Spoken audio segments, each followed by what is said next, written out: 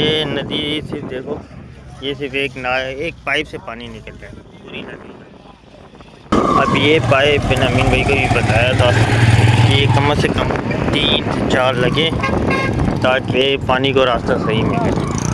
और ऐसे ही मैं आगे आपको दिखाऊं, जो झाड़ियों ने नदी की जगह है ना ख़त्म कर दी है, ये झाड़ियाँ भी सारी ख़त्म हो। और ये हमारे बचपन में ना ये इधर से जाने का रास्ता ही नहीं था।